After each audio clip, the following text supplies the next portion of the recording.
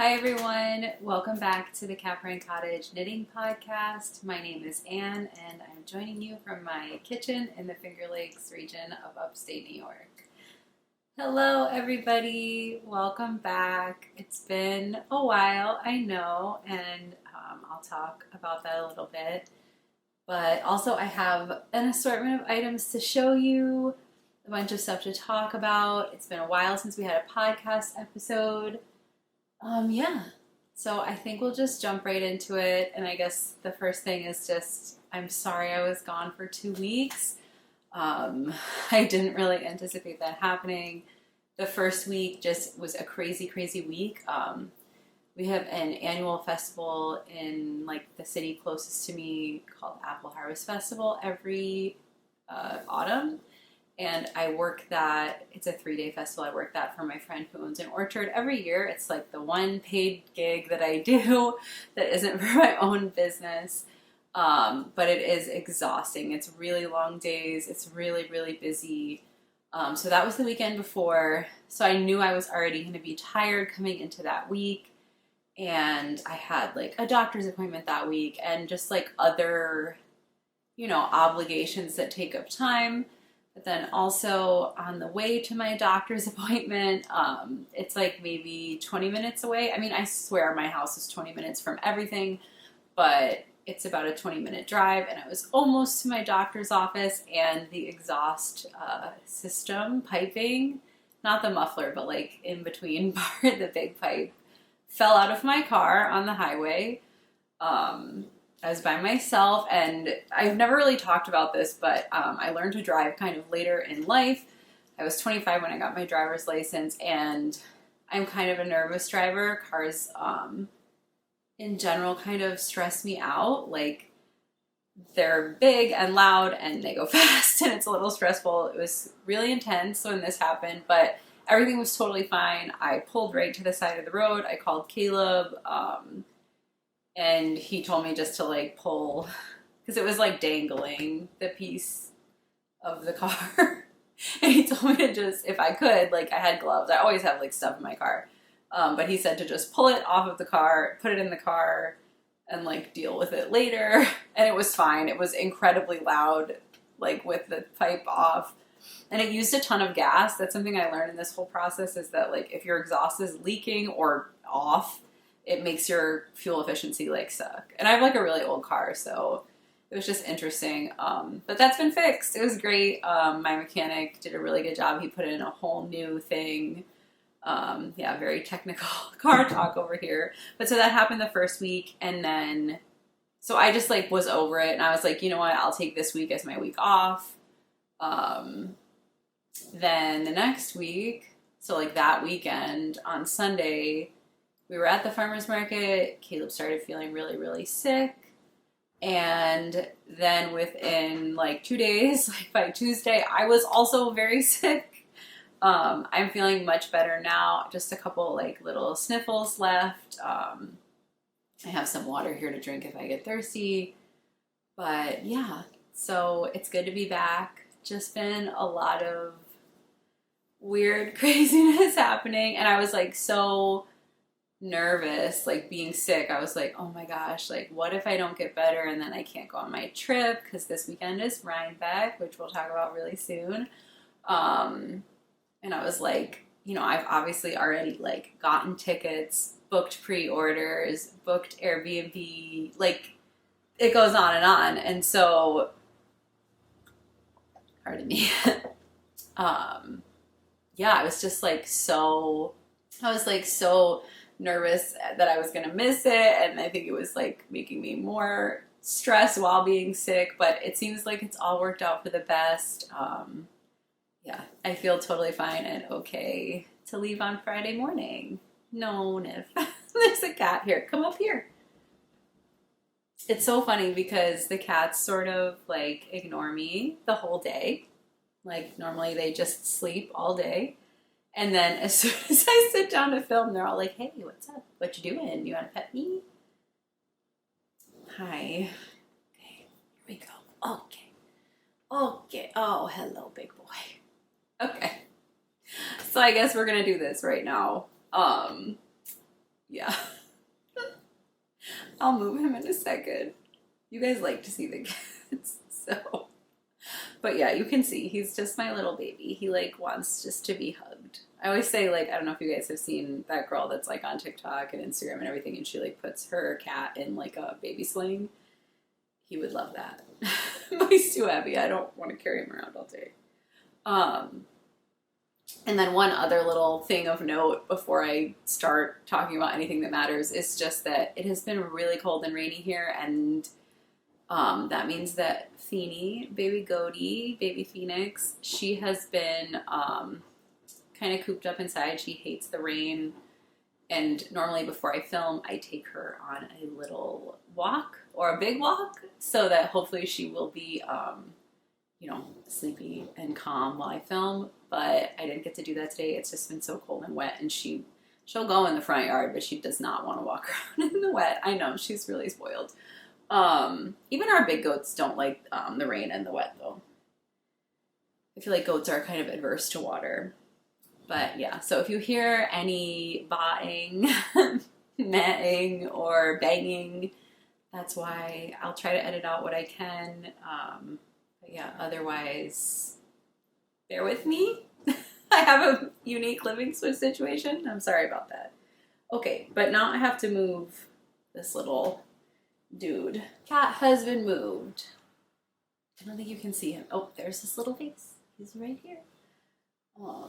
He's gonna try and crawl back in my lap, but he can't because I have to show you what I'm wearing. So, okay, that's pretty much all the like pre-announcements, and then we'll just jump into the podcast now. And so obviously I'm wearing the first thing I have to show you. She's done. I did it. You can see. Here, I'll stand and go closer. Or crouch. I'm not really standing. There's my little fish. So my halibut, hold on, I'm gonna adjust because the chair is noisy. Okay, anyway, my halibut sweater is complete. I did it. I finished it before Rhinebeck with time to spare.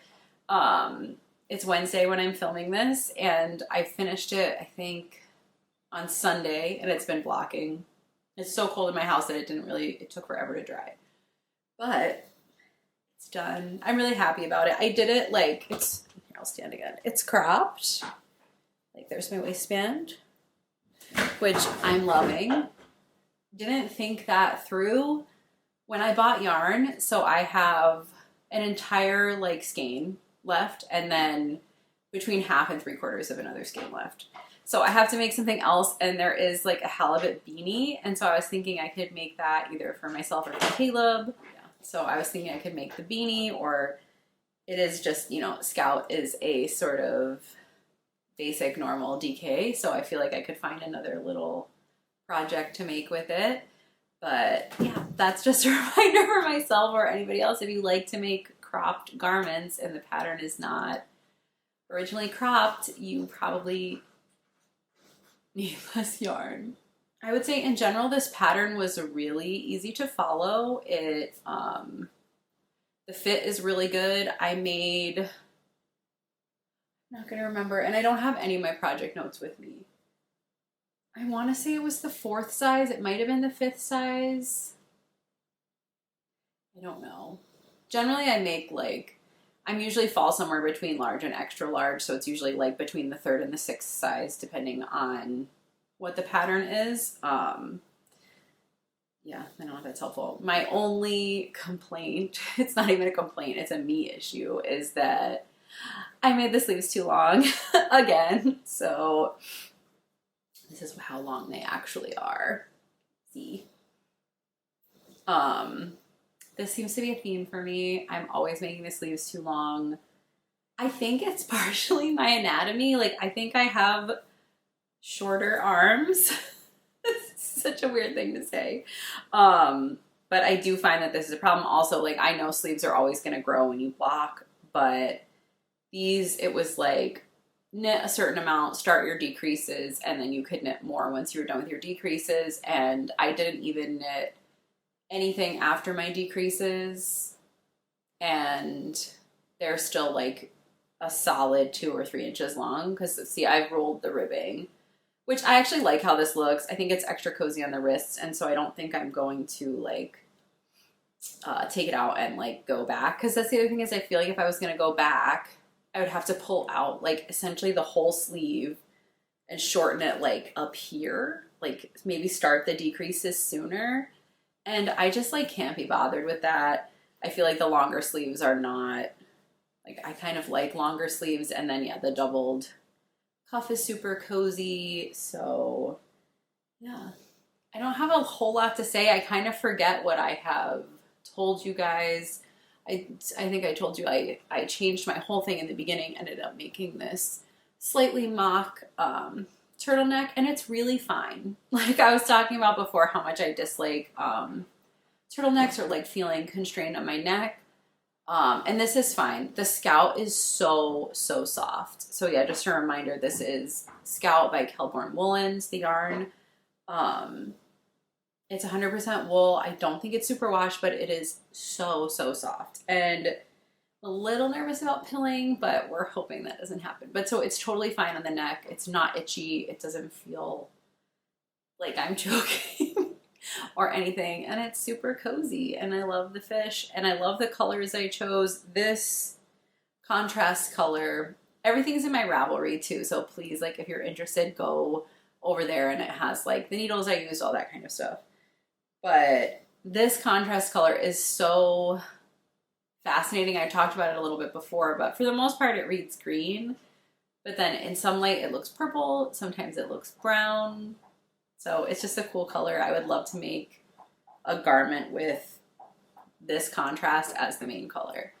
I just think it's really pretty, and it's like neutral enough but also shifty enough that I feel like it would match a lot of things in my wardrobe. Yeah, so if you are attending Rhinebeck on Saturday to the main festival at New York Sheep and Wool, I will be wearing this. So yeah, if you see the yellow halibut, come say hi. I'm only going to be there Saturday, so I'll be around. I don't know if other people are going. I was going to talk about this at the end, but I guess I'm going to talk about it now because we're already there. But so you guys are going to see this video on the Friday, so I will be on my way to India Untangled when you're watching this. But if you happen to watch this and you're going to the festival, does anybody know if there's a podcaster meetup happening? So like I know in previous years there have been specifically podcaster meetups on the Hill, and I haven't seen like any discourse about that, but also I don't know, social media is challenging these days with the algorithm, and I feel like a lot of times I miss stuff. Like I know other meetups are going on. I'll probably go to a few, but I was wondering, yeah, if there's a podcaster specific one happening this year. So if you know that, just like leave me a comment. I know it's like the timeline doesn't really work. Like I'm filming this on Wednesday, but you won't see it till Friday. And the meetup would theoretically be on Saturday. So I know odds are low, but if you happen to know that, I would love to know. I would love to go to something like that to meet other people that are doing this too. Yeah, and that's about it with the Rhinebeck stuff. Like I said, I will be at India Untangled in the afternoon on Friday, wearing a different ensemble. I'm going to wear my lower low that day. I'll be driving that day, so I want to be comfy. And so those are the two things that I'm attending. I would love to see you there, or yeah, anything else. So I'm sorry, I have to have more water. That's the one thing about being like recovering from being sick, is I'm just like so thirsty and kind of raspy still. It's getting better, but sorry, I'm referring to my notes.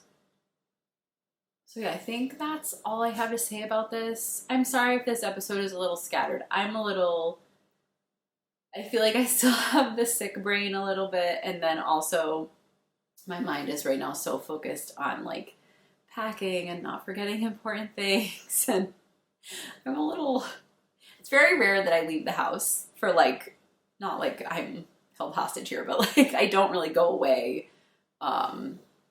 Maybe I will do like a single overnight somewhere. And so for me to go away for 3 whole days is a little intense. And, you know, like I have to make sure that everything is prepped and taken care of before I leave. I also obviously have to make sure I don't forget to take anything with me.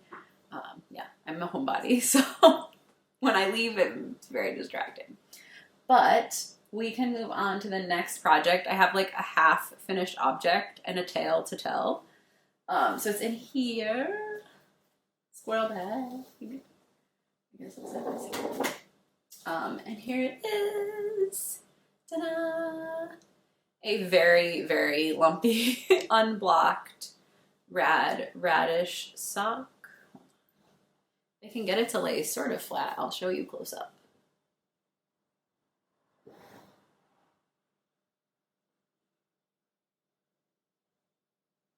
Who knows if that focused? Oh, I think it did.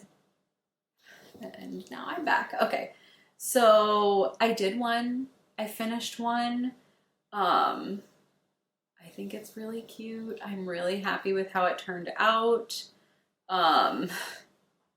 Like a dum-dum, I knit the whole thing with a US 1.5 instead of switching from, like, I did the ribbing with a size 1. I switched to 1.5 for the color work, and then I forgot to switch back. So it's a little bit loose. But I tried it on, like, as I was doing it, because I got past the heel and realized my mistake. And it seemed okay. It's a little loose, but I think I kind of like that sometimes. Like, it's nice to have a sock that's just, like, a cozy time sock. Like, they're not, like, slouchy or anything. So I think it's going to be okay. I didn't know this before I started this pattern, but it has, what is it called? Eye of partridge heel. Can you see that?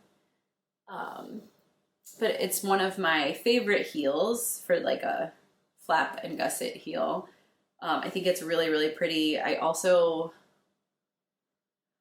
what is the pattern? The flower gathering socks, which I don't know if I've even ever shown them on here. It's an Allison Lutz pattern, but that also has the partridge eye of, is it eye of partridge? I feel so dumb. But it has that heel design, and I think it's really pretty. It's a nice change from just a classic like slip-ribbed heel. So the tale about this is that I'm doing something I never do, which is putting this project on pause. I think it's a really slippery slope to stop after one sock and like not finish the second sock or even cast on the second sock. But we'll talk about it in just a second. I really wanted to cast on a different project to take with me on my trip. And it's Socktober, and it's already, I think today's the 16th, and because I've been working so hard on this sweater, I've done no sock knitting for October. So I told myself I could cast on a different pair of socks to take with me as long as I promised myself to cast on the other radish before the end of October. Sorry, I was going to say September, and that's not right. Oh yeah, I feel like I didn't say it. I feel like many of you know. This pattern is the Halibut pattern by Caitlin Hunter. It'll be tagged below. And then these are the Radish socks by Stone Knits, Charlotte Stone. Sometimes I forget if it's a pattern I've already talked about to reiterate what the pattern is. But again, please go to my Ravelry. It's so much more, it's just more detailed. I'm like kind of forgetful with details when I'm speaking. So if you're curious about anything, you'll be better off there because I'm much better in writing and doing that sort of thing. But yeah, I love this sock. I'm slightly concerned. This is all of the brown I have left. I haven't weighed it, and I did weigh it before I started, but I don't remember what it weighed. So that's useless information that I don't have. But I'm like mildly concerned it's not enough. I think it's enough. It's wild because this skein of sock yarn, I will have made 2 whole pairs of socks from it. So it was an efficient purchase. But I definitely have enough of the other colors. Like this color I have more of, which this also I will get a whole single color pair of socks, and then this is partial. And I probably could use this as a contrast color. Again, I know I'll have extra left. So These are from Little Lionhead Knits. They're her tweed sock. And I just love this yarn. I think I've talked about it a million times, but also the yardage is really good. I mean, all like full-sized skeins of sock yarn I feel like are really efficient, but 100 grams of sock yarn will get you a lot of socks. So yeah, that's pretty much all I have to say on the Radish. I've talked about it, I think, in multiple podcasts, so if you're looking for more details, you can check that out as well. I'm gonna put this back away. But that leads me into my next project. It's in here in my new Knitting Nelly Halloween box bag, and I put the little pin, the little Shy Ghosty pin on the bag. It's so cute. So I'm taking this with me on my trip.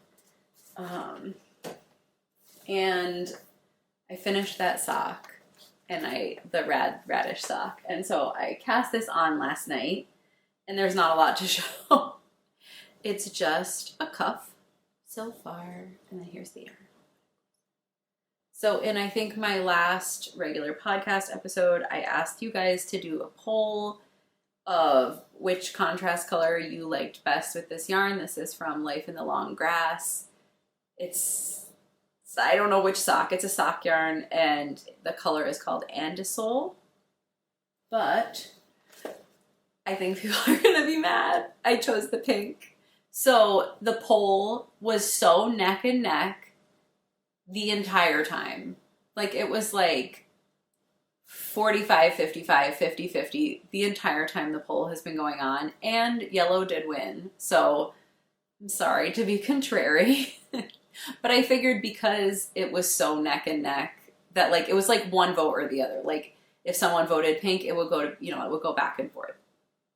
So I realized you guys were just as undecided as I was, and so I just decided to go with my gut. Something that I thought was really funny, I can't remember who it was. One of you commented being like, green and pink was so popular in the 90s and the early 2000s. I'm so over it. I hate this combo. And it just really made me laugh because it's so true. And I feel like, I don't know if I did, but I definitely knew people that had like a Juicy Couture, velour tracksuit that was green and pink and, or handbags or whatever. And I think part of me likes it. Like, I think it's nostalgic to me.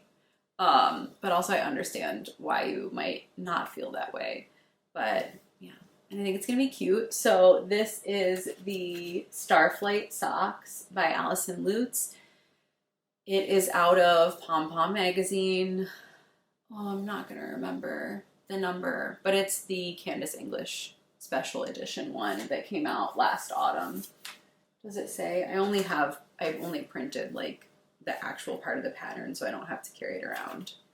But I don't think it says, no, it doesn't say on here the number of the edition, but it is, yeah, Farmer's Daughter Fibers, Candace English, her like special issue. And I'm really excited. I've like wanted to make these socks for so long, and I think they're going to be so cute. And I didn't realize this before I there's a hair. Before I cast this on, I didn't realize that there's two versions of the sock, and one is like, it's not a shorty, but it's like an ankle sock. So maybe, like 3 or 4 inches tall. And then there is like a regular mid-calf length one. And I didn't realize that there was 2 options, and I'm definitely making the shorter one. I think it's so cute. I know ankle socks are out. Speaking of, I'm just like outing myself as an older person, but, I love ankle socks. I love to wear cuffed jeans with ankle socks. And I think it's going to be super cute. Because also like my regular go-to everyday, oh my gosh, I'm going to forget which ones they are, but they're the Birkenstock clogs that have the back. I think it's the London. Is that right? Because Boston is the slide. They're the ones that have the back, but I have them in like brown leather. I've had them for better part of a decade. They're my everyday shoes. I've had them resoled. They're my favorite shoes. But so a little cutie ankle sock with those, I think is going to be super nice. And I'm excited to take this project with me and knit at the festival and at my Airbnb at nighttime. I can't knit in the car because I'm driving. That's like the only thing that interests me about this like new self-driving technology of cars is like it sort of scares me, but also I'm like, but then I could be the driver and knit. But I think we're really far off from that because I know now you have to like, even if your car is in self-driver mode, you have to like pay attention to what it's doing in case you're about to die. So maybe someday I will knit and drive at the same time. Sounds nice. I know obviously I could just make somebody else drive, but not this time. Okay, so I have one more project to talk about, and then my little book and music corner, and then I will part ways with you. So I emptied this out. My halibut was in here. I emptied it out, and I planned my next project. I'm not going to start this until I get back. I like, part of me wants to take both of these projects with me this weekend, and I just think that that's silly because I'm not going to have time to work on 2 projects, so I'm going to leave it home, but I don't want to. Oh, I found this like in my stuff. Can you see it? It's a cute little woolly thistle pin that I don't remember how I accumulated that. I want to say that I got, it must have been like a seconds box from them. Like a, you know, like blind, it wasn't a seconds box though. It was just like a mystery box.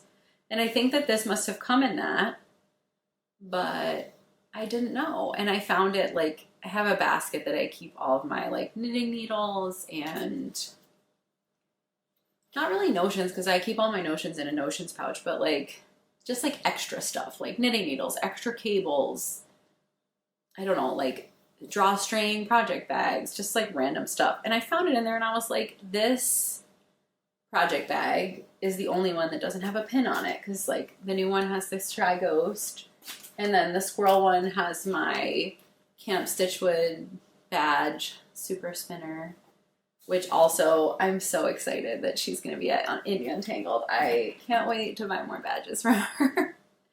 But yeah, so I thought that was super cute that I found that and I didn't know it was there. I love pins. I have a jean jacket that has pins all over it. But you can only have so many pins on your jean jacket before it's like heavy. And also they get tangled in my hair, so sometimes I don't like them. Anyway, oh my gosh, I'm sorry, I'm so rambling. Focus.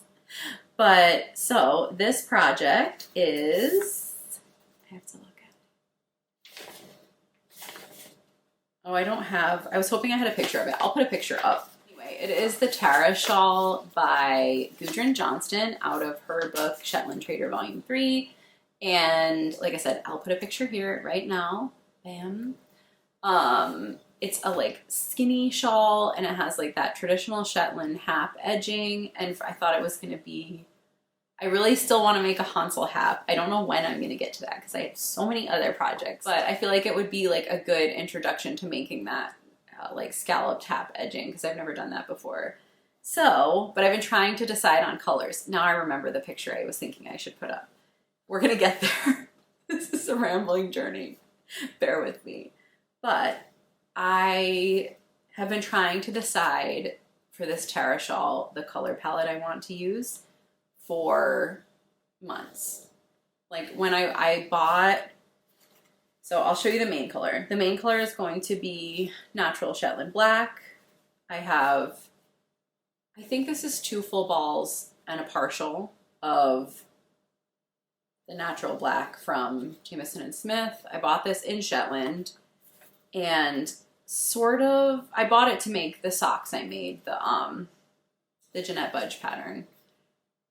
I cannot remember what it's called. They might just be called Fair Isle socks, but it's a few episodes ago. I'll put a card here if you want to hear about that. But I bought this main color for those socks, but I bought extra because it was on like special when I was in Shetland, knowing that I would make something else out of Shetland black because this might be like, that feels really boring, but this genuinely might be one of my absolute favorite colors of yarn is like natural sheep black. I think it's so beautiful and like versatile because it kind of toes the line between brown and black. So I feel like it can hold a very useful like space in your wardrobe because you could wear it, like you could dress it more black or more brown. Anyway, I bought extra of this because it was on clearance. It wasn't clearance, it was just a special, I think. But there's hairs all over this. I was thinking it would make a great like main color for the Tarra shawl. So there's the main color. And then I saw this picture on Helene Magnusson's Instagram of a shawl that she made. And she was like on one of her, I think it was for one of her like knit and hike trips that she hosts.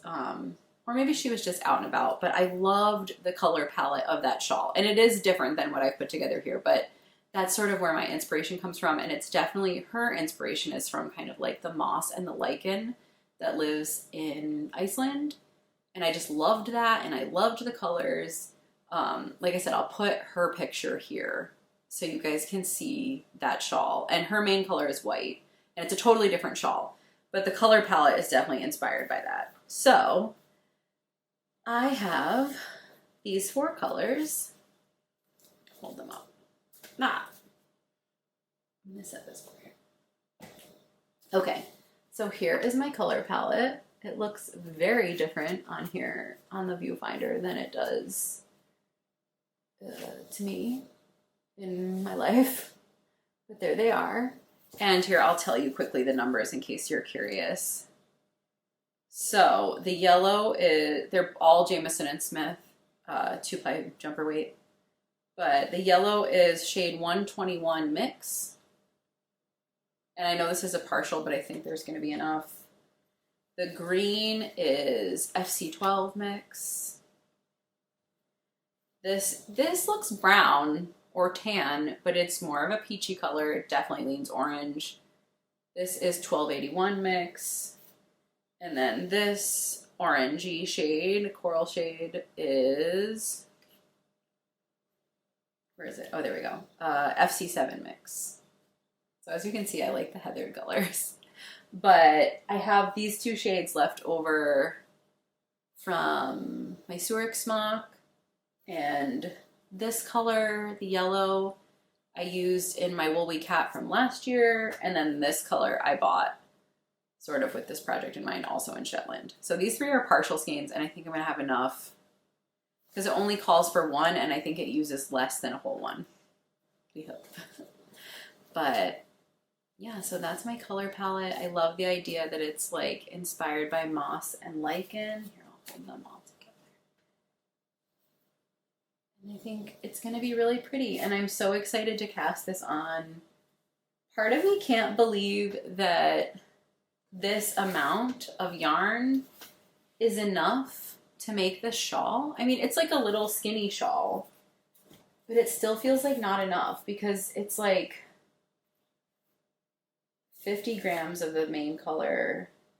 It's like 150 grams.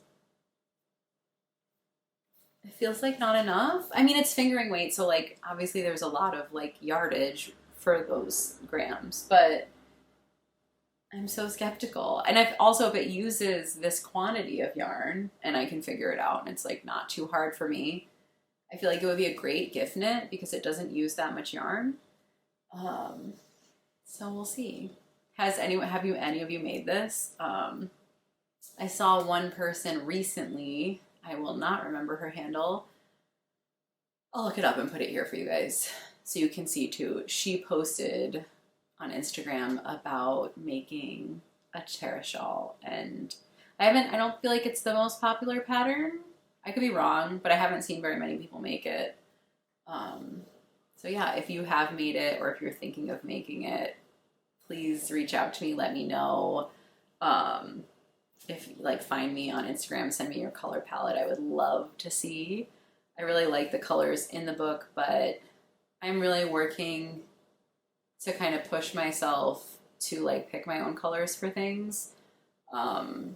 Generally, I feel like my MO is to just make the sample color, and that's fine. I'm great, but I'm trying to kind of push myself to like use my color theory knowledge and, you know, be inspired by other things and make things more my own. Okay, I'm back. I went to get my Kindle. I'm hearing goat chitter chatter, sorry. But so since we last talked, I've read more than 2 books, but I have 2 books to tell you about. The last time we talked, I was almost done with Big Machine by Victor LaValle. And I'm not going to go into it because I talked about it in the last podcast episode. But man, that book, it really blew me away. I will say that it is very violent and, graphic, and definitely handles some intense topics, I guess is the best way to put it. So personally in my life, I feel that it is unproductive for me to shy away from those things, but also I completely respect and understand why that might not be desirable or interesting or whatever to other people. So just be aware of that. I felt like after I finished it, I should mention that while recommending it. So yeah, it's an intense book. It's, in my opinion, a remarkable book. I don't know. I recommend that. So I already talked about it, though, if you want to see my other episode. And so I'll put a card here for which one that's in, because I think it's technically 2 episodes ago. It's the one before the Knit and Chat. But I have to look in my Kindle library. The first book I'm going to talk about really briefly because it was just cute and silly and fun, and it is called The Bookshop and the Barbarian by Morgan Stang. And like I said, this is not like some remarkable piece of literature. I mean, it's very cute. It's really happy, very low stakes. I have mentioned before cozy fantasy books, so I thought I would plug it in here. It was really cute. And I want to say it was like $2.99 on Kindle, so it's well worth $2.99. It is a sweet read. It's just fun and cute. It's about a woman who opens a bookshop and sort of her trials and tribulations regarding that. But like, you're just in a cute little quaint small town. Nothing bad happens. It's cute. So I really liked that. I felt like it was a great palate cleanser after the Victor LaValle. Like sometimes after I read something really like moving and intense, I need a break to just like read some fluffy stuff so I can like really process my emotions and big stuff from the more intense read. So I read that. Okay. And then the next one is also, in my opinion, equally fluffy, but so good, and I loved it. A friend of mine lent this to me. Her name is Lisa. Hi, Lisa. I don't know if you watch this, but if you do, thank you. But so it's The Appeal by Janice Hallett. Maybe you guys have heard of this. I think it's a relatively new book. Let's look. It was published originally in 2021. So yeah, to me that's very new. But it is a murder mystery. And I love mysteries. I read them a lot. I'm a big Agatha Christie fan, big Anne Cleeves fan. I can't think of more mystery writers, but I love reading mysteries. Obviously Sherlock Holmes. I can't think of, whatever. You get the picture. I like to read mysteries. And this is one of the most unique mystery books I have ever read. So take that as you will. I'll describe it a little bit. So the way that the book works is that you're reading through emails and other information regarding a case from the perspective of a legal team. So essentially it's like you're on the legal team and you have to figure out what happened. And so there's very, very little narration. It's all just correspondence. And at first I was like, oh, I don't know about this. This is like, it's sort of weird. It's hard to figure out who the people are. And then I just loved it. It was so much fun. It was like being a detective attorney person. Clearly I'm not. My cousin is a lawyer, but I'm not.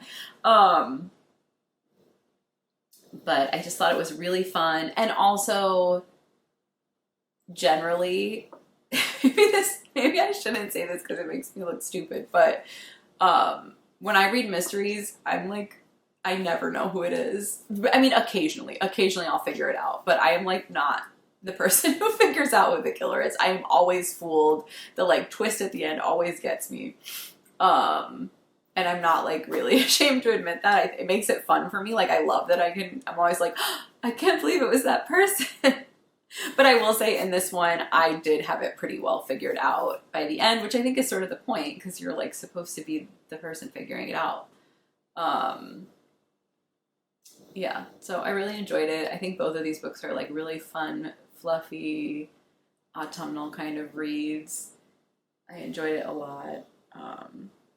One thing I really liked about The Appeal is that one of the like, I would say she's almost the main character. I'm not going to give too much away here. I'm trying not to spoil it, but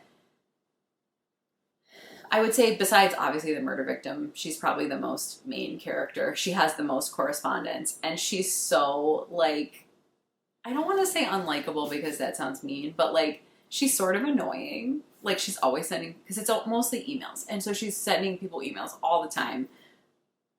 She lies pretty frequently. Like she tells lies in the emails. They're not like mean lies, but sort of like white lies, but also to like make herself look better. So she's really sort of, you want to like her, but she's also really annoying. And I kind of love that. I love unlikable characters. I think that the vast majority of us in the world are flawed and potentially unlikable in a lot of ways. And so I think it's really fun to read unlikable characters. You know, if you can't relate to them, you probably know somebody that's like that. And I think it's really fun. So those are my 2 book recommendations. And then the last thing I have is music. And so I am going to show you this album. The band is First Aid Kit. But I'm recommending this album. I love this album. It's great. I've had this for years. But I'm more recommending their whole catalog. So this is the album called The Lion's Roar. I want to say that this is their 2nd studio album. I could be wrong, but I think it's number 2. And I love them. They're a sister duo, and I hadn't thought about their music or listened to it in a really long time. And the other day, I don't even know why, it just like popped into my head, and I'm going to link it below. But the first time I ever heard them or saw them or anything was in this video now like 15 years ago. I don't know if it's been that long, but close, of them doing a cover of a Fleet Foxes song. And it is the most like, I honestly think I like their cover of that song better than the Fleet Foxes song. I also love Fleet Foxes, but it's just so beautiful and so perfect. And it's like it's on YouTube. I'm going to link it. But I think it's just them like recording themselves. Like I don't think there's no like, I mean maybe basic audio equipment, but it's not like in a studio or anything. It is so beautiful. I love it so much. So I really recommend you guys check that out. Check out this album. They have lots of other music now. This is from 2012. So that's 12 years ago. They've put out albums since then. One other thing I will link is track number 2 on here is called Emmylou. It's sort of an homage to Emmylou Harris. It's about her a little bit. But I also saw recently a beautiful video of them. I'm not sure what the event was, but it's them performing live that song, and she's in the audience. And it's just really sweet. And so I feel like you guys might like to see that too. So I'll link those 2 videos in my description. Yeah. I feel like I'm recommending a lot of female vocalists. So I hope that's your jam. I'm sorry if it's not. But yeah, I remember when this album came out. I used to work, for many years, I worked for Urban Outfitters in sales, and I bought this when I was working there, and I remember when I bought it, and I loved it. It must have been 2012, because it was new. Like, I wouldn't have bought it unless it had just come out. I think that's all I have to say. I feel like this video is so long. But anyway, I hope to see you this weekend. If not, we will meet virtually again. I did just want to take a moment to encourage you guys to find me other places on the internet. I have an Instagram. My handle is also Caprine Cottage there. I am on Ravelry under a different name. I'll put it here. It's Annihilation, but like my name, that was like my handle for a million years on everything. But so that's my Ravelry like username, but also it's all linked below. So yeah, find me there. Please like this video, give me a thumbs up. It really helps me out. It helps tell the YouTube algorithm to show it to more people. If you liked what you saw, please subscribe. I love seeing new faces here. Oh my gosh, I forgot to mention, did I? We hit 2,000 subscribers. Whoa, guys. Every milestone is going to be like that, so you just have to tolerate me. Maybe I said it in my last video, I don't know. But it was creeping closer to that, and I couldn't believe it. And I'm hoping maybe that I will plan another giveaway for 2,500, or something of the like, I don't know, some kind of celebration, thank you. So keep your eyes peeled for that. I don't know how soon it will be. I don't want to count my chickens before they hatch. Yeah. So that's about it. I really appreciate each and every one of you. Thank you for joining me, and I hope we'll talk soon. Bye.